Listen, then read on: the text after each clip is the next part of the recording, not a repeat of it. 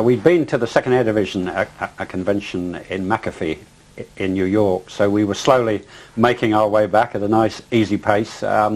We decided we wouldn't fly at night, so I'd landed at Dayton for my first night stop, and then at Albuquerque on the second night. Our Grand Canyon really happened as a piece of luck, because I was talking to the American girl in air traffic at Albuquerque, and she heard my English accent, and she said, "Oh, I suppose you want to fly the canyon?"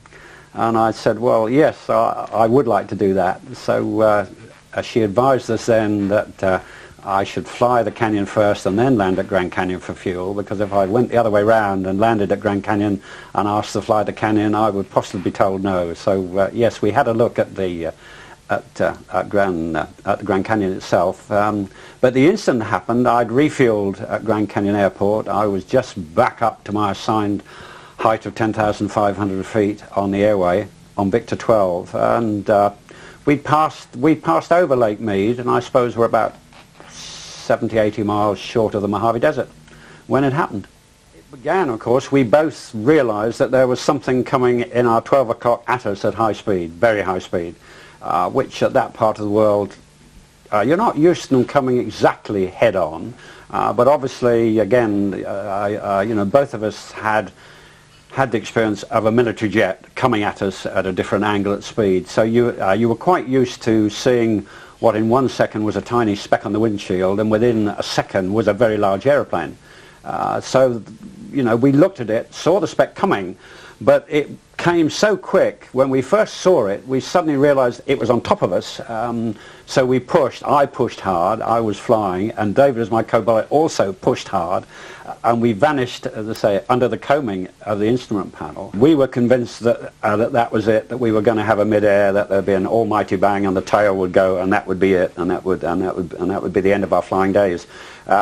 But I mean, as I say, bear in mind, I was on the airway, I was under a radar service, and I had no warning of any conflicting traffic whatsoever. But then, of course, that was when, Graham, it started to get very odd. It went over the top of us, a large shadow, a very black shadow. It darkened the whole of the cockpit, and the sky above us, of course, was, as I say, was clear blue sunshine.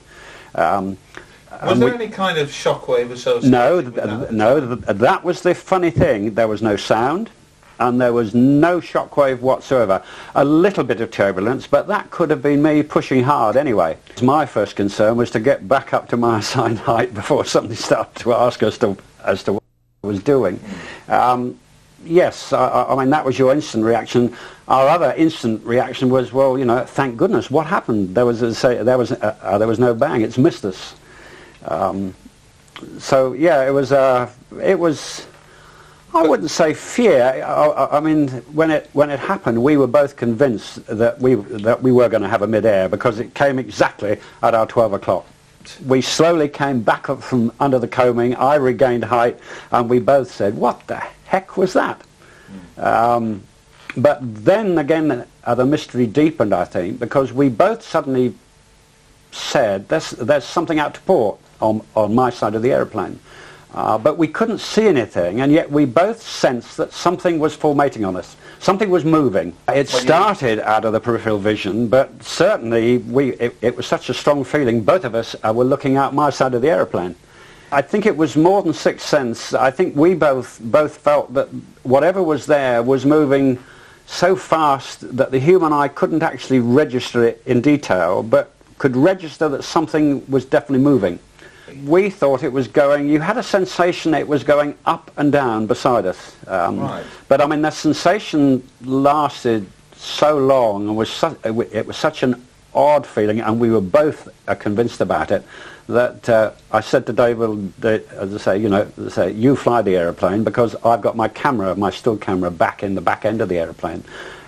So I had time to unstrap, go back, pick up my ordinary still camera, come back, strap in, and we both said it's still there. So I took one picture, and then, as I say, we waited, and then suddenly we both said it's there again. We felt or sensed or could see a movement, but we couldn't focus on it. So I took a second picture, And I suppose that whole incident must have lasted for 4 minutes, I suppose. That was, so it was one of a 36 exposure film, of which we'd slowly taken. Most of the shots on that film were of the canyon, obviously. It had been sightseeing shots. The first one had nothing on it, and it was the second picture. I think the reason why we definitely took two was because we felt, because we felt there was something interesting happening, we wanted to have at least a second or a third shot. Maybe I should have taken 3, 4, 5, 6. But we wanted to check that there was nothing in the cockpit, like, as I say, an oxygen mask or anything else that was showing a reflection on that side window. And as you saw from the first picture, there is absolutely nothing that could have made that shape out of a reflection. About 3 days later, we went to a party at the US Naval Base at Treasure Island, and I took the photographs, as I say, there, and the US Navy officer asked if he could keep them for 3 days, and I said yes, as long as I can definitely have them back before I go back to the UK. Would this be a senior Navy officer? Can you I think he was a I think he was a lieutenant. So no, he wasn't. He possibly wasn't. He was about middle, as I say, middle ranking. Yes. As I say, I've forgotten his name now. But again, after 3 days, when we went back to Treasure Island, and he produced my photographs, but he just wouldn't give us anything. It was no comment, and we said, well, come on, surely you can give us something else. As I say, what do you actually think it was? No comment. I mean, whether it was because he genuinely didn't know what it was, or whether... In which case, why couldn't he tell you that? Yeah, quite. Later on in the evening, on that evening when we went back to pick them up, we were talking to a US naval pilot, and he was looking at the picture, and of course he said, well, I can tell you what the whiteness over the top is. I say that is vapor caused by a rapid rate of climb, which we could obviously understand that, and we thought, well, yes, that makes sense. That makes sense. No, I mean, I suppose to be honest, it was semi-visible. In other words, it was moving at a speed where your human eye could sense movement, but it couldn't focus on it. But we were lucky enough on one shot, the camera actually caught it. Blurred, but it caught it. So, I mean, it certainly was a flying object. It certainly was unidentified, but it was definitely there, and it was solid. But the rest of it remains a mystery, although as pilots, I suppose, as I say, one accepts that, yes, there are UFOs. And I think our picture proved it, I think. Certainly, I mean, of all the... and on that trip back, we were making a widescreen story, but I mean, and that picture actually features in it, but nobody has ever queried it, and I think mainly because you can say, well, I have the picture, so I know what I saw, I prove what I saw. I can prove it. Here is the photograph. But it still remains a mystery. Nobody has ever explained to us as to why there was no sound, why there was no airflow or turbulence, and why we couldn't actually focus on it, why it didn't come and hover beside us and stay stock still, so we could actually see it in detail. Nobody's ever explained that to us, Graham, at all. Although some of your pictures and the analysis is intriguing, I think, of that photograph.